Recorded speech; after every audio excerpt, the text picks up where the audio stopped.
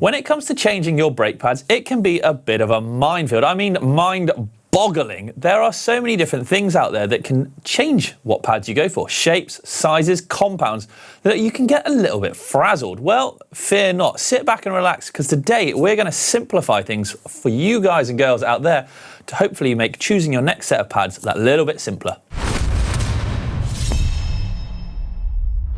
First things first, then, you've got to get the correct shape for your caliper, because, well, compound is irrelevant if the pad doesn't fit. So it's really worth making sure you check this first. A great way of doing that is taking out the old pad first and make sure it matches up nicely to the new one. Shimano and SRAM are really good at retaining the same or similar size pad across a lot of their range. In fact, Shimano predominantly use just 3 different sizes. One for their road flat mount calipers, their 2 piston brakes on the mountain bike, and their 4 piston brakes, making things a lot simpler, meaning that you can get the same pad and it will work across various different levels of their brakes. Some brands like TRP even borrow the same pad shape and sizing as other brands out there. In this case, Shimano again, meaning that actually it makes it even simpler trying to find brake pads. But if you are struggling at all, just head to the local bike shop and I'm sure they'll be more than welcome to help you out. But that's enough about shape and size. I think we get down to the older hardcore business of choosing compounds, but let me explain those compounds to you first. There are 3 main pad compounds out there. There are a few other more obscure compounds, but we're going to stick with the big 3, if you like, because they're the ones that you're going to come across the most and are easiest to get a hold of. First up, you've got metallic, sometimes known as sintered. You've got semi-metallic, and you've got organic as well, sometimes known as resin pads. Now, each 3 has its pros and cons, and none of them are a particularly do-it-all. So, which one is best for you?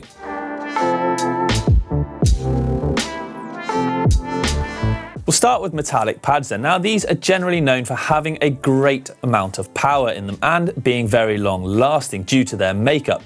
They're also a very hard wearing pad, so if you use them in the winter in those messy, mucky and horrible conditions, then they're going to be really good for that too. Also, on long descents, they don't particularly fade, so you're going to get the same braking power at the beginning of the run as you do at the end of the run. One caveat to that mind is that they can transfer more heat to the rotors and in turn the brake fluid itself, which is why you'll sometimes see brake pads like these Shimano ones here with fins on the top of them to try and draw in that cold air and help keep things cool down there. Another benefit is that they don't glaze over. Now, what glazing is essentially when too much heat goes through the brake pad, it almost smooths over, and therefore, because of that, it doesn't have the required friction or the textured surface to bite onto the disc and give you that braking power. Because metallic pads have a higher resistance to this, they generally don't glaze, therefore no fade, therefore winner. A few of the drawbacks of metallics then, and there are a couple out there. First up, they can be louder than a lot of other compounds out there.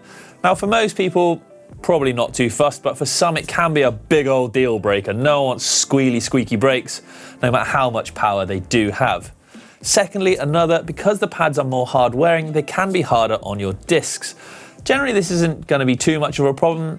If you're real heavy on the brakes or you're on the downhills or big e-bike, possibly then you can sort of notice this pad and disc wear and tear a little bit more, so it's not the end of the world.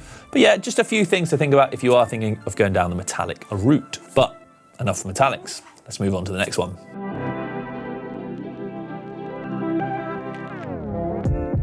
Possibly the most common pad compound out there is going to be your organic or your resin compound pads. These are generally made up of 4 key ingredients. You've got carbon, Kevlar, rubber and glass, all mangled together to make a brake pad. These are generally also less abrasive than your metallic pads as well. Compared to metallic pads, they basically swap pros and cons. So whereas your metallic pad needed some heat in it to build up and start working a little bit better, your organic pads are really good working straight out the box in the cold weather. The initial bite on them is really good, however that top end power of the pad is probably not going to match the metallic pad, unfortunately. They do offer more modulation in the brake though, less of that on-off feel, so despite having a really good bite, they're not just going to basically clamp on and that's it. They're going to give that bit more, I don't want to say spongy, but more, like I said, modulation. They're also, due to their makeup, not as hard wearing on your discs, especially if you do use them in the mucky winter horrible conditions when you're going to get loads of grit and mud and horribleness flying up in between the pad and the disc. When you're braking, you'll wear them out a bit because obviously they do wear, but they're not as firm or as hard a compound as the metallic, so they're not just going to grind your disc away and be sort of costing you more in the long run as well, which is definitely something worth thinking about. Resin pads don't really transfer too much heat into the brake system, so you're not going to be boiling brake fluid at any point soon, but they can have a tendency to glaze over on long descents, which is not a good thing. So if you are in a country where you're doing lots of long downhills, it's probably maybe not the option for you. All in all, resin pads are really good for sort of milder, warmer climates where that bit more modulation and brake feel is sort of definitely something that you're looking for.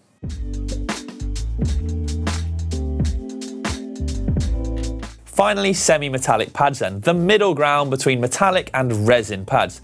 Now these little gems, they offer some of the benefits of both, but they do also have some of the drawbacks as well. A semi-metallic pad isn't as noisy as a full-on metallic pad, but it's not as quiet as the organic counterpart. At the same time, on really long descents, it will eventually fade over, not as quickly as an organic pad, but it's not going to last as long if you're really putting the power through it in the heat as a metallic pad as well.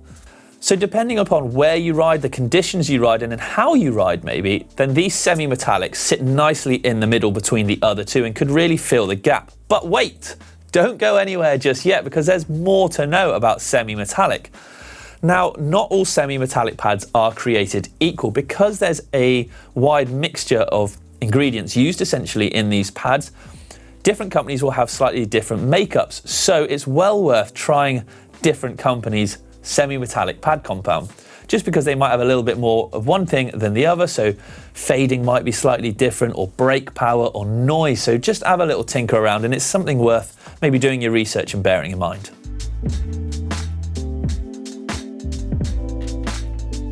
Having said all of that, there are a few outliers in the brake pad community, most notably the Trickstuff Power brake pads, which are said to offer an increased amount of 20% over a normal brake pad.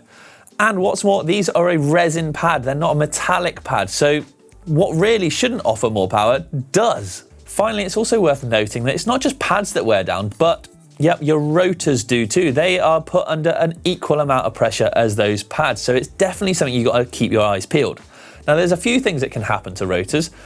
An obvious one is that obviously they take a rock strike, they get bent. That way they're not going to run through the pads and the caliper quite as smoothly. They also glaze over. So when this happens, similar to how it happens on a brake pad, they'll go smooth, and also they'll change color. You'll see them looking sort of multicolored almost. That way they ain't going to bite. You're going to get nothing. Also check your eyes for gouges or any marks on them as well. There is normally on rotors, a thickness gauge. So I think on the Shimano's, they're at 1.8 mil thick, if I'm correct. When they get down to 1.5 mil, that's when they recommend it's time to replace them. So there you have it then. There is a pad compound explainer. I hope really it helps you choose which brake pad you're going to go for next. But just bear in mind, like I said, what are you going to ride? How do you ride? What conditions do you ride in the most? And then choose the corresponding pad that's going to help you the most with it. But I'm out of here. Tech Channel, it's been an absolute pleasure. Let me know what brake pads you run down in the comments, because I'd be keen to know. I'm an organic resin kind of guy, but we all have our favourites. Anyway, that's it from me. Happy riding, everyone, and I'll catch you next time.